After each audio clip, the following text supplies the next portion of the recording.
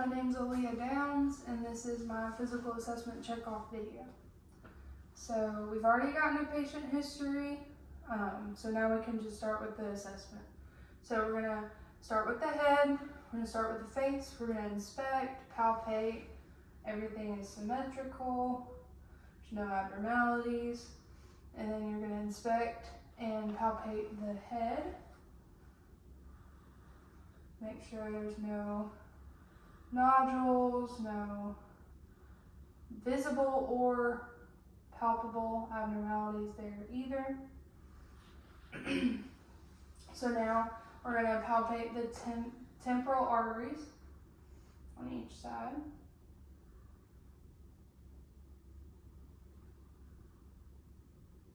Okay, then we're going to palpate the TMJ joints, or the temporomandibular joints. So these, you'll place your hands on each side of the face and ask the patient to open and close their mouth. And those, you shouldn't feel any clicking or pain or anything like that. So now we're going to check cranial nerve 5. So if you will clench your jaw, and then I'll press down on your chin, and you'll, against resistance, you should be able to keep from moving. And then for cranial nerve 7, you're gonna smile and then frown, and then move your eyebrows up and down. Okay, and then can you puff out your cheeks? Okay, and also for cranial nerve 5, there's the cotton wisp test. So close your eyes, and you're gonna tell me when you feel. I feel it. I feel it. Okay.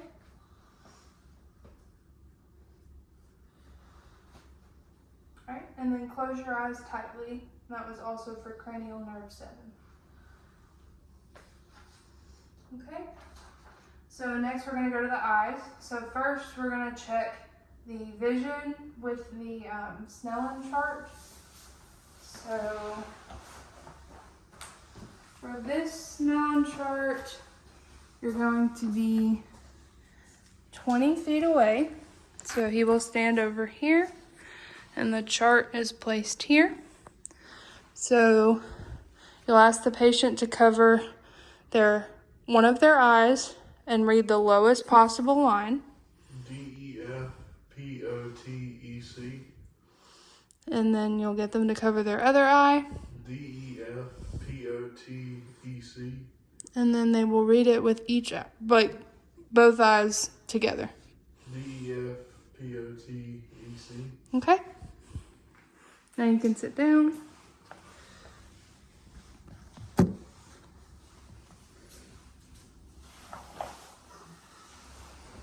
Okay, so now you can inspect and palpate the areas around the eyes. There's no visible abnormalities, there's no drainage, the eyelashes, eyebrows, everything's intact. And so now you'll take your pen light, and you're going to assess your patient's eyes for reaction, your pupil reaction. And both were reacting. They were about a 2. And so now you're going to check for extraocular movement. So watch my finger.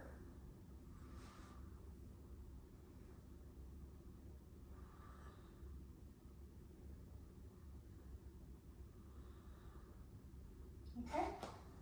And then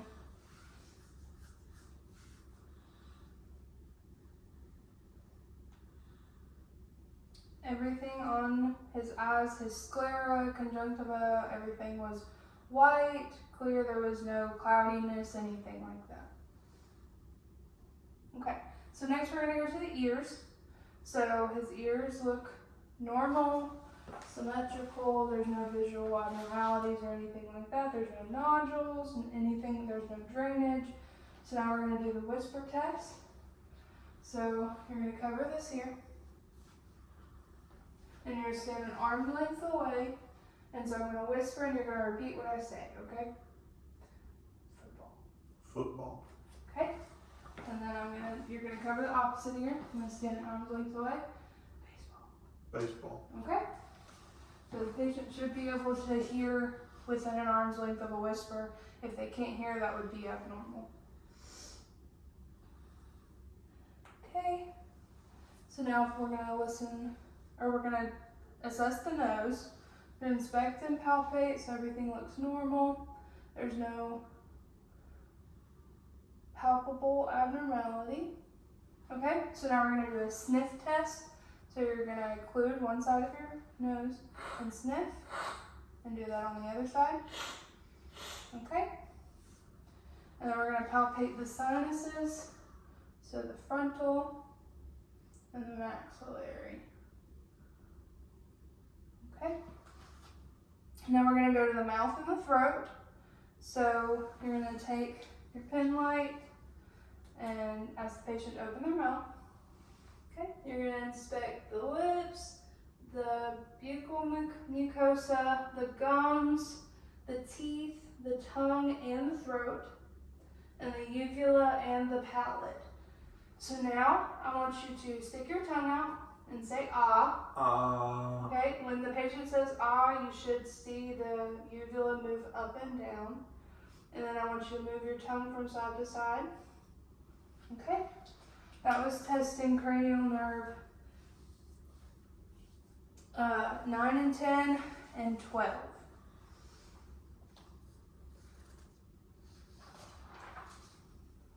Okay, so now we're going to go onto the neck, inspect and palpate the neck. Okay, everything looks normal. So now if you could put your chin to your chest and then lean back and then each ear to your shoulder. Okay, and we're going to check the lymph nodes. So the preauricular and the postauricular, and then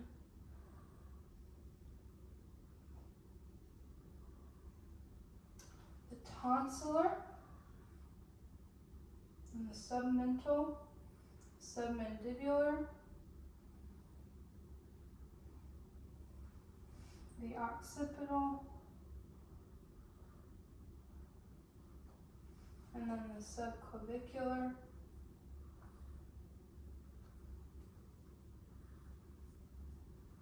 okay. And then I'm going to palpate for your trachea and your thyroid. So the trachea, you will feel here. So then if you go down a little bit lower, you'll feel the thyroid, and it's a little bit of a spongier texture. So at this time, you're going to take a sip of water and swallow. Hold on. You'll take a sip of water and swallow while I'm touching. Okay. And you should feel it move up and down when he does that. Okay, so now we're going to auscultate. Hold on. We're going to palpate the carotid arteries one at a time.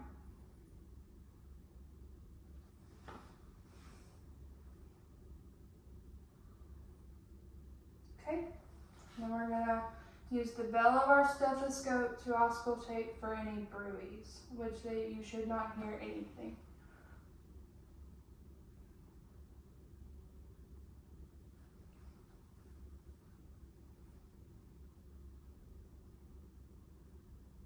Okay. So now we're going to assess the chest, the posterior chest. So if you could take your shirt off. And then if you could sit facing away.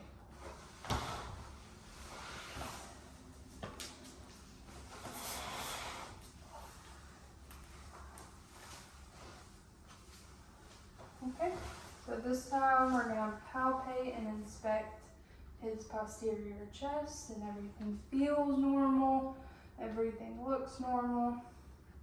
So now we're going to feel for symmetrical rise. So if you could take a deep breath. Okay. And then when I place the balls in my hands, that's for tactile fremitus. So I want you to say 99 when I place my palms on your chest. Okay? 99, 99, 99, 99. Okay. And you should feel even through all the way throughout. And so now we're going to percuss the posterior chest. So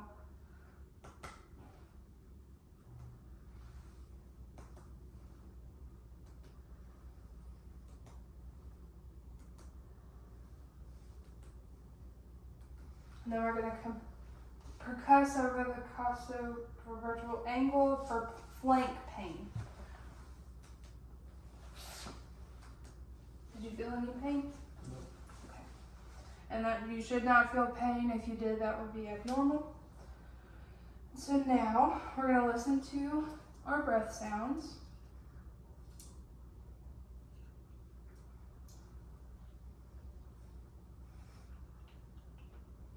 Okay, so just take a deep breath.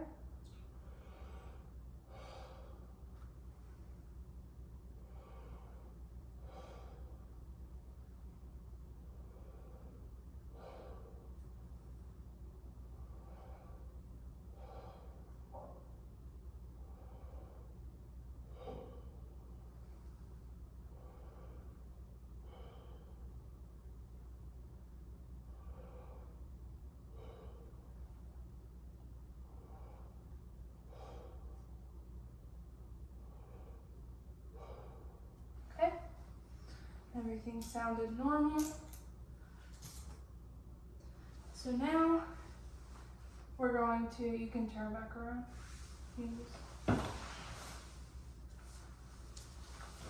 So now we're going to check the upper extremities. We're going to palpate both sides. Everything feels normal, everything looks normal. So we're going to palpate the brachial, radial, and ulnar pulses.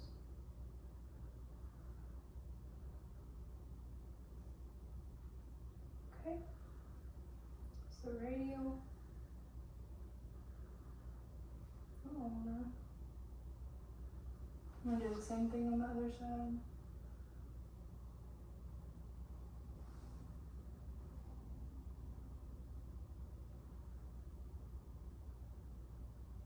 Okay, everything was normal.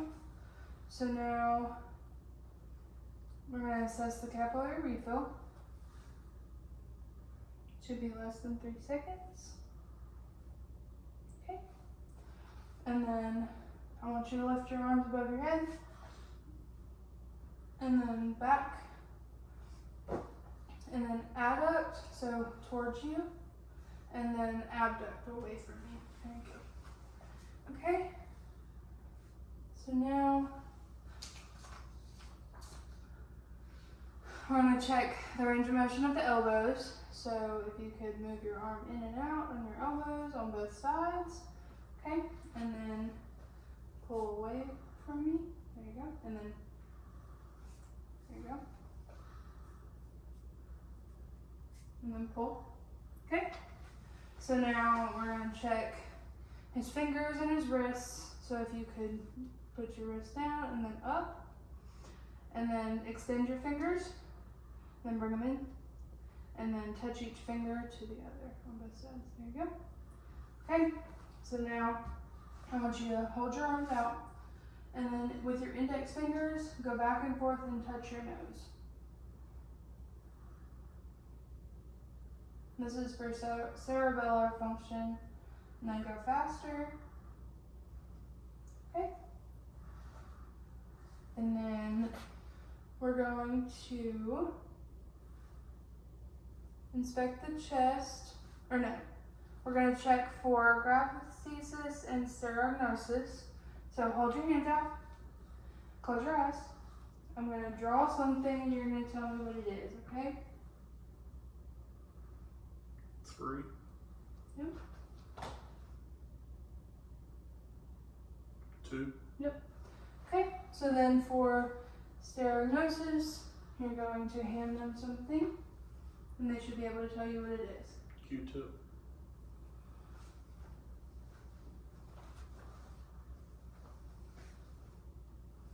TV remote. Okay.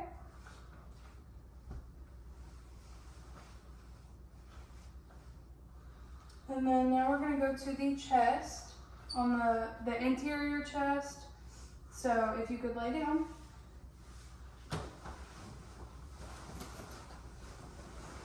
So now we're going to check.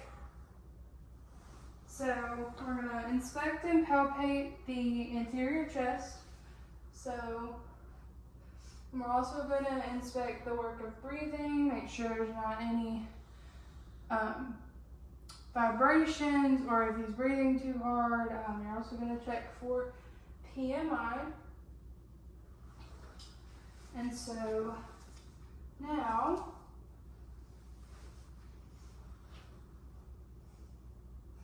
we're going to auscultate the heart. So we're going to listen for all of the pulses. We're going to go in with the diaphragm of our stethoscope.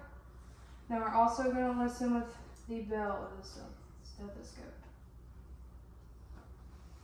Okay?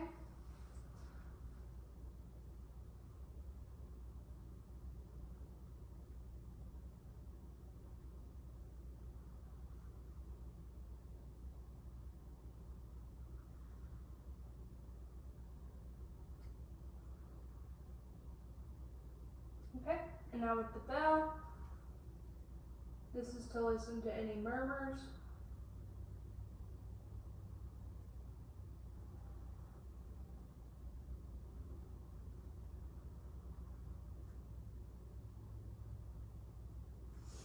Okay.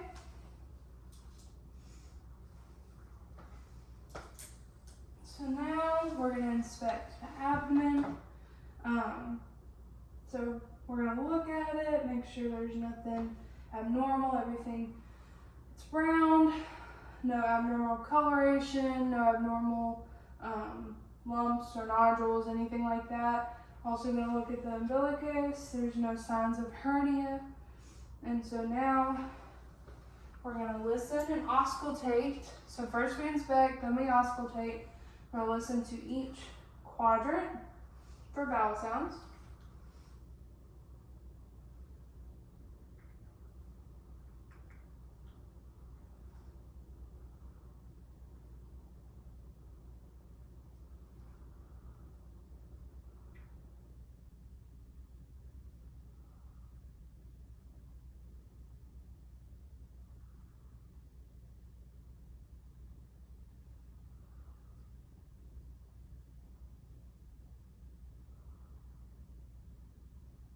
Okay, and while we're listening, we're going to take the bell of our stethoscope and listen to the renal arteries, which is on either side of the umbilicus. And above the umbilicus, we can listen to the aorta for any bruise. And we should not hear anything.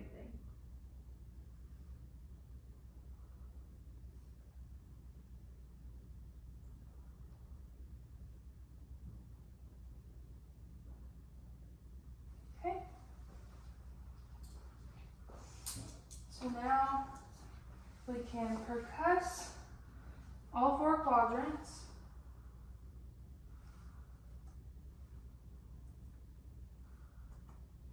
Okay, and now we can lightly palpate.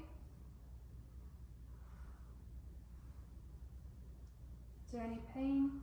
No. Okay, so then we can do deep palpation.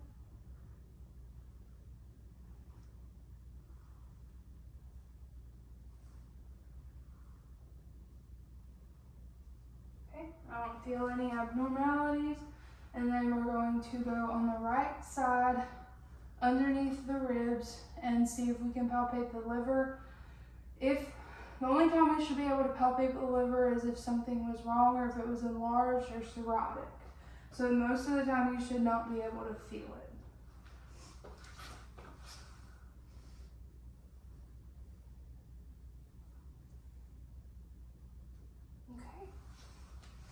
everything feels normal.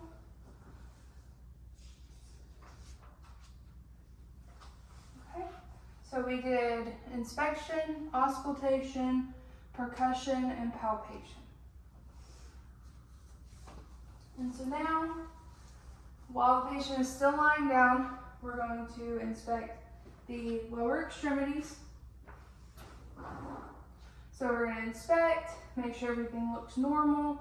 We're also going to palpate, make sure everything feels the way it should.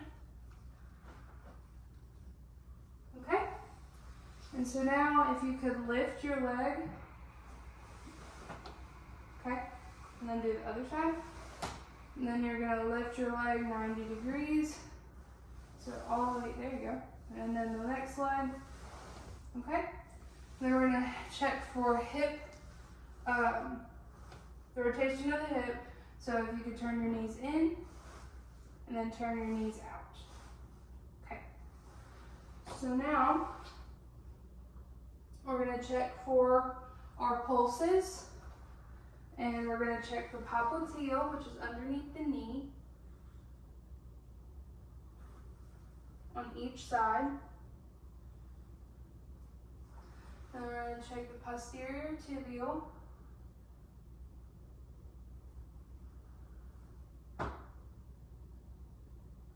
And then the dorsalis pedis on the top of each foot. And then while we're doing that, we can check to see if there's any edema around the ankles or anything like that, which there is not. And so now we're going to check for our range of motion of our feet. So if you could extend your feet out and then pull them towards you and then out towards me and out towards me. Okay. And then after that, you're going to take your right heel and run it down your left shin.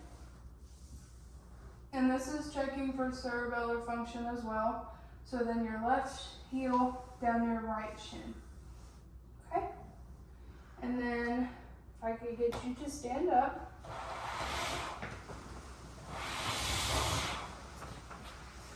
Okay, so if you could, also for cerebellar function, if you could walk towards me on the heels of your feet. Okay, then if you can turn around and walk on their toes back. Okay, so we're also going to do the Romberg test. So you're going to close your eyes. And with the Romberg test, when they close their eyes while they're standing, they should not lose balance, but if they do, that would be a positive on the Romberg test. And he does not lose any balance when he closes his eyes. Okay? You can open your eyes. So now if you could bend down and touch your toes. And while he's doing this, we can also inspect the spine, make sure there's no abnormalities there, make sure it's straight. All right, you can bend back up. Then you can bend back. And then you can bend side to side. And then turn each shoulder towards the opposite side. Okay?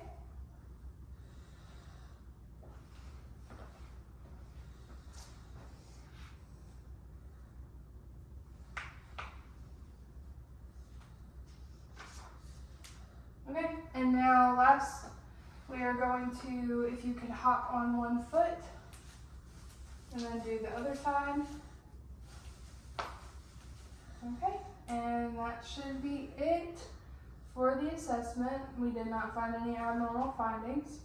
You can put your shirt back on.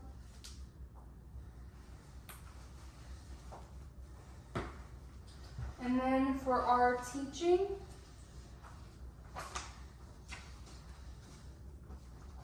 this patient has a family history of heart disease, so I was going to talk to him about heart disease.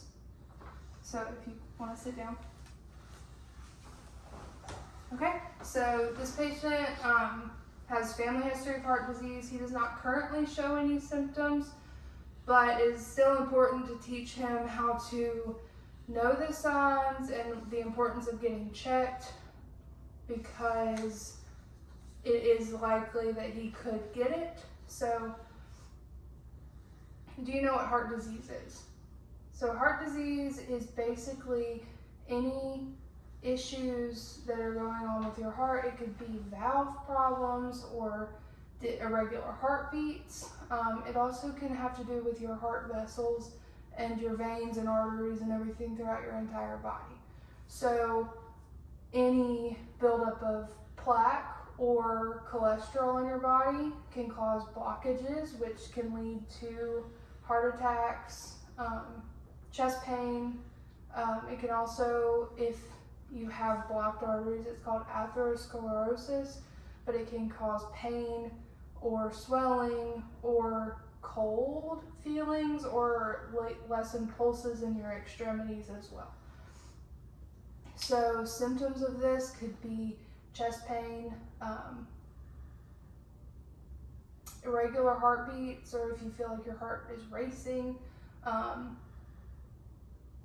Also, if you feel any cool extremities as well, or any pain to your extremities. You also, for risk factors for this, it could have as little to do with your diet. If you're eating a lot of high fat, high cholesterol, not very heart healthy foods like fried foods, that can affect it. If you have high blood pressure, that can cause a lot of stress on your heart. If you have diabetes, that also puts a lot of stress on your blood vessels because of all the sugar in your blood. Caffeine, alcohol, drugs, smoking can cause a lot of heart disease problems because smoking causes vascular constriction, and smoking is really important to not do to lessen your risk of heart disease. Any treatments? One, diet and exercise are really important. Changing your diet to a more heart healthy diet, and exercising. Normally, for most people, at least 150 minutes or more a week is just good normal exercise. It doesn't have to be anything crazy. If you are taking medication, continue taking it. But if you go to the doctor to get checked out regularly to make sure, because you know you have a risk of heart disease, to make sure that you maintain your health and go to the doctor and get checked and make sure that if you do need any medication to start on that. If you do have heart disease and it gets to a certain point, they can also do procedures to try to fix it. So, do you have any questions? Okay, and that is it.